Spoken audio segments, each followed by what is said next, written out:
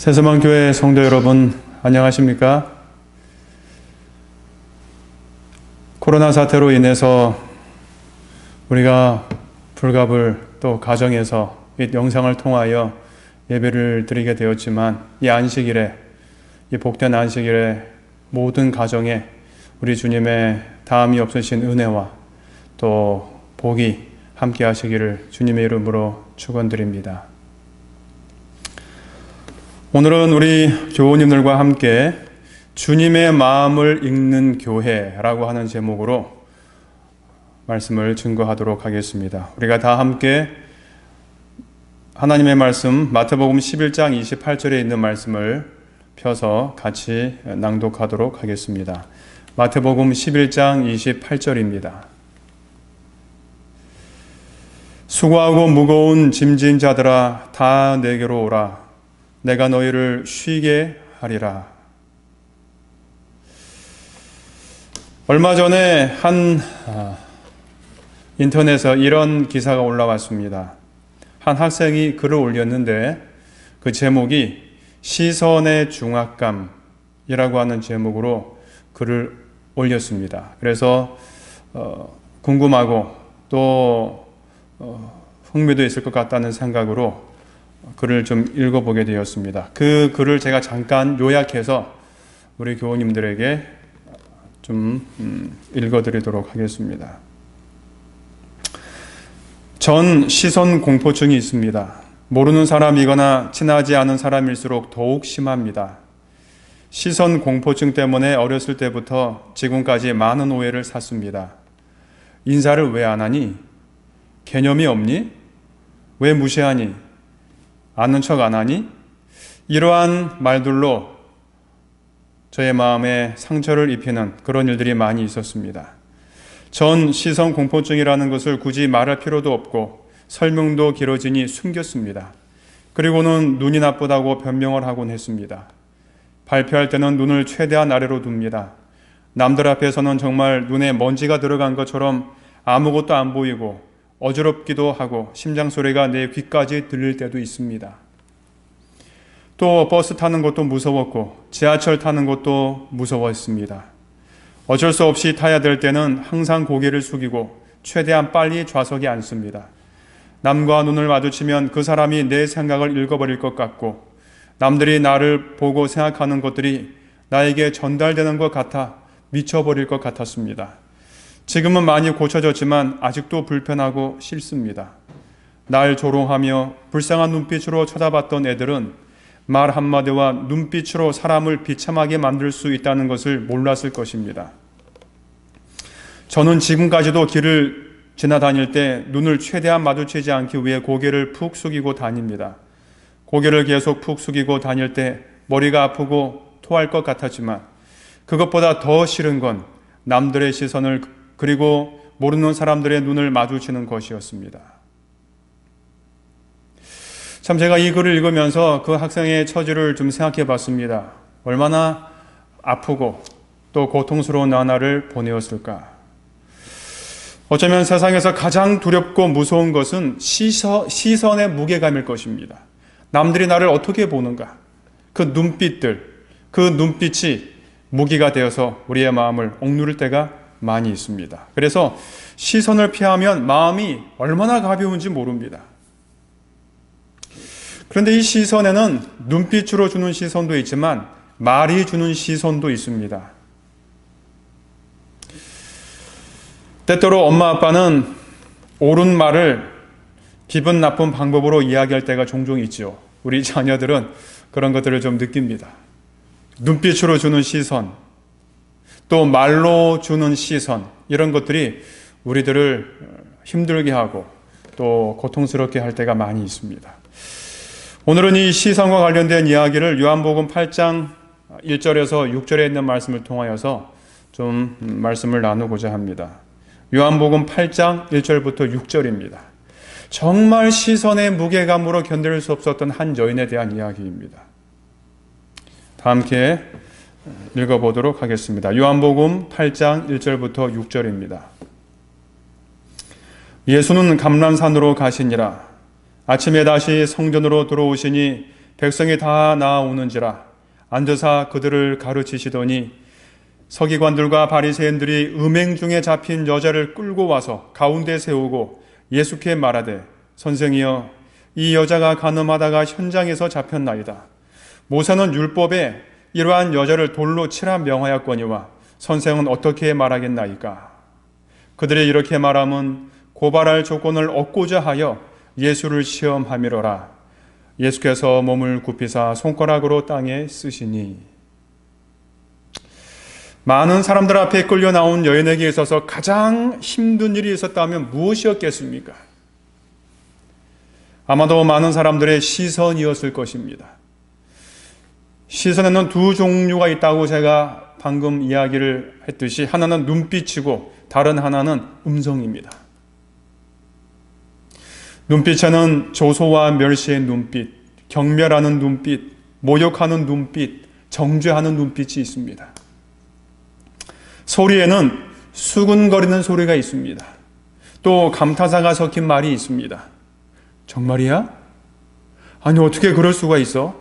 저 여자래. 여러분 이러한 이야기를 이 여인이 그 군중들 속에서 들었다면 그 시선의 무게감이 얼마나 컸겠습니까? 어쩌면 그 목소리에는 낯익은 목소리도 있었을 것입니다. 이웃집 아주머니의 목소리, 혹은 이웃집 아저씨의 목소리, 어쩌면 친구들의 목소리도 섞여 있었을 것입니다. 여러분 여인이 받았을 시선의 무게감은 얼마나 컸을까 하는 것입니다. 그 무게에 눌려 얼굴을 들 수 없었을 것입니다. 한마디 항변도 못하고 파르라니 떨리는 입술만 앙다물고 있을 뿐입니다. 살기가 넘치는 사람들의 냄새가 여기저기서 느껴졌을 것입니다. 이러한 시선들 앞에서 이 여인은 어디 한 곳 피할 곳이 없었습니다. 서기관들과 바리새인들은 이렇게 이 여인을 몰아붙이고 있었습니다. 그리고 한 사람의 날카로운 목소리가 험악한 분위기를 깨트리며 이렇게 말했습니다. 요한복음 8장 5절입니다. 모세는 율법에 이 여자를 돌로 치라 명하였거니와 선생은 어떻게 말하겠나이까. 이제 이 여인의 마음은 더 짓눌려졌을 것입니다. 사람들의 멸시와 시선에 더하여져서 모세의 율법이 이 여인의 심장을 더 짓누르고 있었을 것입니다. 사람들의 시선이야 애써 외면하면 되지만 그녀가 평생 믿고 따르던 율법이 그녀를 노려보고 있다면 그녀는 어떠한 생각이 들었겠습니까? 그 상황이 지금 이렇게 분위기가 살벌했습니다. 모든 사람들의 시선이 이 여인에게 쏠렸습니다. 그때 예수께서 요한복음 8장 6절에 이렇게 행동하십니다. 예수께서 몸을 굽히사 손가락으로 땅에 쓰시니. 예수께서는 사람들의 성난 눈빛과 날선 시선에 아무 말씀도 하지 않으시고 조용히 땅을 향하여 몸을 굽히셨습니다. 그리고 무언가를 쓰고 계셨습니다. 모든 사람들의 시선이 이제 이 여인에게서 땅으로 쏠렸습니다. 아니, 주님께서는 의도적으로 모든 사람들의 시선을 땅으로 쏠리게 하셨던 것입니다. 이 순간에 여인이 느꼈을 마음을 상상해 보시기 바랍니다. 모든 시선과 모든 사람들의 관심이 이제 땅으로 쏠렸어요. 돌덩이 같은 무게감이 순식간에 이 여인에게서 벗겨지는 시간이었습니다. 어쩌면 이 여인이 가장 원하던 구원일지도 모릅니다. 예수께서는 이렇게 한 연약한 여인을 대하셨습니다. 우리가 아는 대로 그 여인은 그 당시 사람들이 예수님을 덫에 빠뜨리기 위하여 이 여인을 함정에 빠뜨렸던 것입니다. 시대의 소망 461쪽에 보면 이렇게 기록되어져 있습니다. 소위 정의의 수호자들이라는 이들이 예수를 해할 함정을 만들기 위하여 이 여인을 죄짓게 했던 것이다. 어쩌면 이 여인도 희생자였습니다. 이스라엘의 지도자들은 예수님을 고발할 조건을 만들기 위하여 이 여자에게 함정을 팠던 것입니다. 예수께서는 이 여인의 억울함과 서러움을 보셨습니다. 그리고 그녀를 사람들의 시선으로부터 보호하시려고 몸을 굽히셨던 것입니다. 그런데 흥미로운 사실은 여기 6절에 보면 땅에 쓰시니라고 말하였는데 이 쓰시니라고 하는 이 동사가 특별한 동사예요. 그 당시 유대인들은 혹은 그 당시 살았던 많은 사람들이 이 구절을 읽으면 우리가 지금 생각했던 것과는 전혀 다른 느낌으로, 다른 이해력으로 읽었을 것입니다. 그것은 왜냐하면 여러분 그 이스라엘 이 헬라어에는 문법에 그냥 단순 과거를 나타내는 동사가 있고 미완료라고 하는, 그래서 과거에 시작되었던 그 진행이 아직도 끝나지 아니하는 것을 나타낼 때 썼던 동사가 있습니다. 영어로 말하면 미완료쯤 될까요? 이것을 이 성경에서는 요한이 쓴 겁니다. 이것을 미완료 용법이라 그래요. 그 말은 예수님께서 그냥 한 문장 쓰시고 그냥 끝났다 그런 의미가 아니고 계속해서 뭔가를 쓰시고 계셨다고 하는 뭔가 의도를 가지고 썼던 용어가 바로 이 용어입니다. 땅에 쓰시니. 계속 쓰신 것입니다. 예수님의 행동이 언제 끝날지 모르는 뉘앙스를 풍기는 말입니다.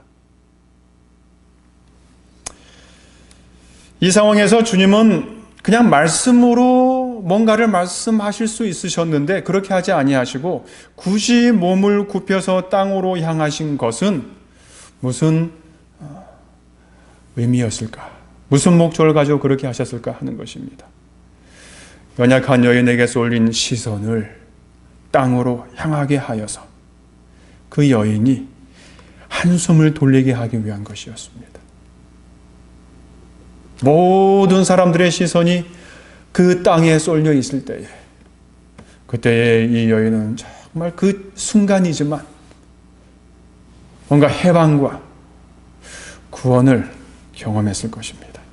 사복음서에서 묘사하는 예수님은 항상 이런 분으로 묘사됩니다.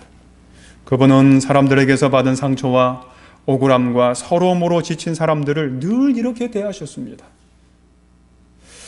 새서만 교회가 이러한 주님의 마음을 읽는 교회가 되었으면 좋겠습니다.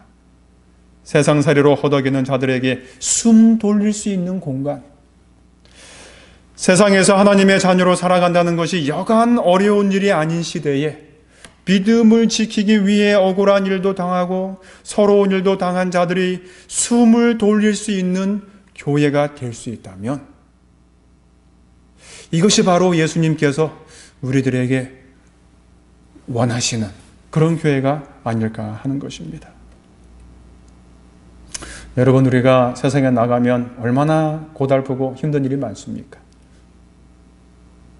거래처의 사람들로부터 상처받고 이리 치이고 저리 치이고 내 생각과는 전혀 다르게 뜻이 읽혀져서 참 서러운 일도 많이 당하고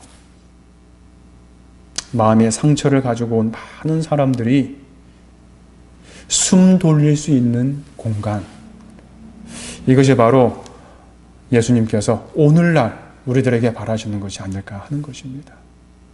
그 여인에게 숨 돌릴 수 있는 그런 배려와 시간을 주신 예수님께서 오늘 우리들에게도 그러한 일을 하라고 하시는 것입니다. 교회에 오면 자기도 모르게 아버지 라고 부르면서 숨을 내려놓는, 숨을 돌리는 그러한 교회입니다. 아버지께 자신의 마음을 토로하고 기도하고 때로는 하소연도 하고 그러한 마음이 일어나는 교회, 그런 교회를 우리 주님께서는 원하실 것입니다. 여러분, 맥스 루케이도라고 하는 목사님이 계십니다. 굉장히 유명한 목사님인데 이분이 가끔 그분의 가정의 어떤 간증 이야기를 하셔요. 그런데 한 간증 이야기를 했습니다. 그건 뭐냐면 그 큰 딸에 대한 이야기입니다. 큰 딸이 13살이었을 때, 아마 그 딸의 이름이 제나였던 것 같아요. 13살이었을 때에 피아노 독주회를 하다가 실수를 한 것에 대한 경험을 그 목사님께서 이야기를 합니다. 굉장히 큰 홀에서 이 딸이 피아노 독주회를 하고 있었습니다. 가족도 모였고 친구도 모이고 그 외에 많은 관객들이 그곳에 모였습니다. 그런데 그곳에서 실수를 했던 거예요. 출발은 순조로웠습니다. 그 딸아이의 10손가락이 정말 유명한 피아니스트 빌리 조엘처럼 건반 위를 물 흐르듯이 흐르면서 연주를 하고 있었습니다. 하지만 연주 중반쯤에 어쩐 일인지 이 딸아이의 손가락이 더 이상 움직이지 않는 거예요. 이 딸아이의 얼굴을 보니까 당황한 시선이 역력했습니다. 손가락은 건반에 들러붙어서 꼼짝도 하지 않는 듯 했습니다. 이 제나는 몇 소절 앞으로 다시 돌아가 연주를 했습니다. 다시 시작할 수는 없고 그 몇 소절 앞으로 돌아가서 다시 연주를 시작했습니다. 별로 신통치 않았습니다. 다시 멈췄어요. 제나는 아무리 애를 써도 그 다음 부분을 기억할 수 없었습니다. 침묵이 감도는 강당에서 들리는 것은 이 목사님 부부의 심장 소리밖에 들리지 않았어요. 그리고 이 목사님은 속으로 이렇게 말했습니다. 제나야, 넌 할 수 있어. 기억을 되살려봐. 포기하지 마. 생각날 거야. 드디어 머릿속에서 막혔던 곳이 뚫렸던지 이 제나는 무사히 연주를 마쳤습니다. 하지만 상처는 지울 수 없었습니다. 피아노 의자에서 일어난 제나는 아래턱을 부르르 떨면서 무릎을 굽혀 인사를 했습니다. 관객은 격려의 따뜻한 박수를 보냈습니다. 제나는 서둘러 무대에서 내려왔습니다. 목사님과 사모님도 황급히 자리를 떠나서 그 딸아이에게 쏜살같이 달려갔습니다. 제나는 아빠를 보더니 와락 깨안으며 얼굴을 아빠 품에 묻었습니다. 그리고는 이렇게 흐느껴 울었어요. 아, 아빠. 그 한마디였어요. 아, 아빠. 그걸로 충분했습니다. 사모님과 목사님은 애정을 듬뿍 담아서 딸을 양쪽에서 꼭 안아주었습니다. 그때의 그 포옹은 모든 사람들의 시선, 수치, 창피함, 이 모든 것들을 씻어낼 수 있는 포옹이었습니다. 아, 아빠. 이 한마디면 모든 것이 충분했던 것입니다. 사랑하는 세수방교회 성도 여러분, 기도는 여기에서 시작됩니다. 마음 깊은 곳에서 우러나는 진솔한 한마디. 아, 아빠. 거기서부터 시작되는 것이 기도입니다. 예수님께서 제자들에게 마태복음 6장 9절에 보면 기도를 가르쳐 줬어요. 그때 처음으로 예수님께서 제자들에게 한 말이 바로 그것입니다. 하늘에 계신 우리 아버지. 그거였어요. 세상살이에서 받은 서러움, 억울함을 교회에 가지고 와서 아버지라고 하라는 것입니다. 아버지의 품에서 아버지라고 하는 그 말 한마디에 우리의 모든 상처가, 우리의 모든 서러움은 묻히는 것입니다. 그래서 우리가 이런 경험이 필요한 것 같아요. 물론 우리가 격식을 차리면서 기도할 때도 있지만 우리의 마음속에 응어리진 것들, 상처로 피한 아픔들, 다른 사람들이 보면 흉볼 것 같은 것들을 가지고 주님의 품에 파묻는 것입니다. 교회는 그런 곳이 되어야 합니다. 그런데 지도자들은 예수님을 함정에 빠뜨리고자 예수님이 하신 말씀을 그대로 이용해서 예수님을 덫에 빠뜨리게 하려고 했습니다. 요한복음 7장에 보면 지금 이 사건은 요한복음 8장의 사건입니다. 그 가늠한 여인을 현장에서 잡아다가 예수님 앞에 데리고 왔던 이것은 요한복음 8장이고 7장에 보면 예수님께서 초막절에 성전에서 이렇게 말씀하셨습니다. 7장 19절에 모세가 너희에게 율법을 주지 아니하였느냐? 너희 중에 율법을 지키는 자가 없도다 라고 이야기하셨어요. 예수께서 율법 준수에 대해서 언급하셨기 때문에 사도계인들과 바리새인들은 율법을 가지고 나왔습니다. 그리고는 이 여인에게 간음하는 죄를 짓게 한 다음에 예수께 끌고 와서 이 여인이 모세의 율법대로 하면 돌로 쳐 죽여야 하는데 주님의 생각은 어떻습니까? 라고 물어본 거예요. 얼마나 교활하고 강렬한 생각인지 모릅니다. 그때 예수님께서는 두 가지의 문제에 봉착하고 있다고 하는 사실을 깨달았어요. 하나는 유대인들은 사람을 죽이는 선고를 할 수 없었습니다. 왜냐하면 그것은 그 이스라엘을 통치했던 로마의 권한이었어요. 그런데 만일 예수께서 모세의 법대로 하라고 하면 로마의 법에 저촉되는 것입니다.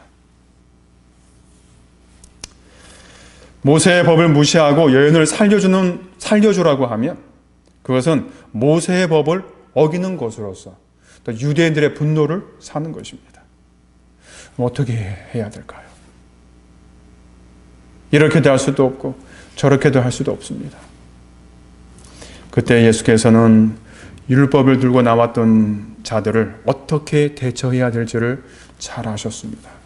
그분은 율법과 관계된 그들의 죄들을 다 땅에 기록하시고 그들을 다 쫓아내셨습니다. 예수님은 여인의 문제를 해결하여 주실 때에 그 문제를 먼저 다 해결해 주시고 그리고 난 이후에 이 여인에게 다가와서 나도 너를 정죄하지 아니하노니 다시는 죄를 범하지 말라 라고 이야기하셨습니다. 여러분 그 순서를 아십니까? 여인에게 네가 이런 일을 했어? 이것이 얼마나 나쁜지를 알아? 율법에 이렇게 기록되어서 라고 다 가르치시고 그 다음에 문제를 해결해 주지 아니하시고, 이 여인의 입장에서는 예수님께서 문제를 다 해결해 주시고, 그리고 예수님과 이 여인이 둘만 남겨졌을 때 그때 예수님께서는 이제 권면하시는 것입니다. 그런데 사복음서를 보면 항상 이런 방법으로 주님께서 일을 하십니다. 예수님은 우리의 문제에 관심이 더 많으셔요. 그래서 문제를 해결하시고 그 다음에 거기에 맞는 권면의 말씀을 해주십니다. 마가복음에도 그 말이 나옵니다. 우리가 잘 아는 대로 마가복음 9장에 보면 귀신 들린 아들을 아버지가 제자들에게 다 이렇게 데리고 왔는데 고치지를 못했어요. 그때 예수님께서 변화산에서 내려오셔서 그 귀신 들린 그 아들의 그 병을 고쳐주셨습니다. 그리고는 가만히 집으로 들어가셨어요. 예수께서 아무 말 없이 그 집에 들어가셔서 계시자 제자들이 조용히 물었습니다. 마가복음 9장 28절에 보면 예수님, 우리는 어찌하여 능히 그 귀신을 쫓아내지 못하였나이까? 그랬을 때 비로소 예수님께서 제자들에게 그 답을 이야기해 주십니다. 29절에 보면 이르시되 기도 외에 다른 것으로는 이런 종류가 나갈 수 없느니라. 그러니까 예수님께서는 문제를 해결하시고 그 다음에 사람들에게 권면을 하시는 것입니다. 이 여인에게도 마찬가지였습니다. 땅에 글을 쓰셔서 군중들을 다 돌려보낸 후에 나도 너를 정죄하지 않으니 다시는 이러한 죄에 또 이러한 함정에 빠지지 말아라 라고 이야기를 하셨습니다. 주님은 자신에게로 향하는 자들에게 먼저 숨을 돌리게 해주십니다. 이게 마태복음 11장 28절에 수고하고 무거운 짐진 자들아 다 내게로 오라. 내가 너희를 쉬게 하리라. 숨 돌리게 해주신다는 것입니다. 사랑하는 성도 여러분, 우리의 삶도 그렇지 않습니까? 한번 생각해 보시기 바랍니다. 숨이 목까지 턱턱 차오르는데 어떻게 밥을 먹을 수 있고 어떻게 물을 마실 수 있습니까? 그런 상황에서는 숨 돌리는 것이 가장 먼저입니다. 어떻게 웃을 수 있고 어떻게 노래할 수 있겠습니까? 숨이 목까지 차오르는데 그때에는 숨을 돌리게 해줘야 하는 것입니다. 주님은 우리에게 먼저 쉬게 하여 주시는 것입니다. 숨 좀 돌리거라.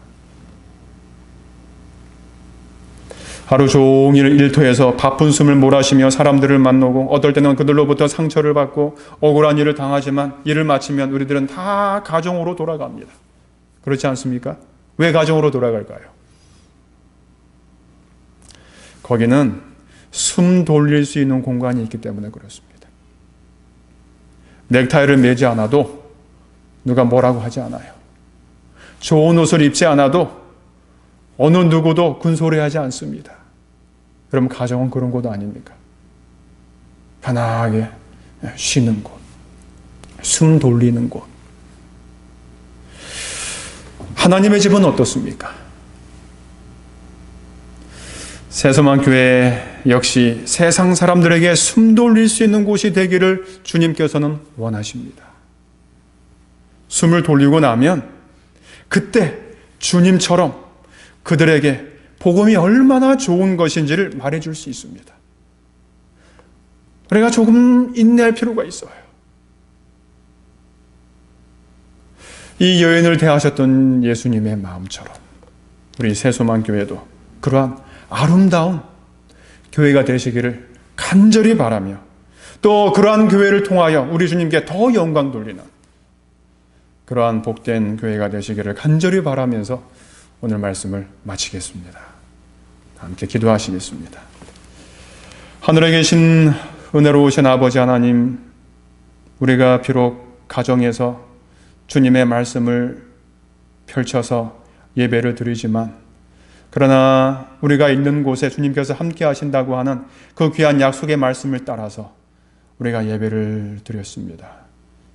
은혜로우신 아버지 하나님, 주님께서 2000년 전 이 땅에 계실 때에 그렇게 숨가빠하고 숨찬 많은 사람들, 그들을 대하시면서 숨돌리게 하신 주님의 그 마음을 오늘 우리가 읽을 수 있도록 하여 주시고, 우리의 교회가, 우리의 가정이, 우리의 삶이 다른 사람들에게 그러한 삶으로 대할 수 있도록 은총을 베풀어 주시옵소서. 그리하여 우리 주님께서 우리 교회를 보실 때에 가장 기쁘고 또 주님의 마음의 계획들을 가장 잘 이루는 복된 교회가 될 수 있도록 은총을 베풀어 주시옵기를 예수님의 이름으로 기도하옵나이다. 아멘.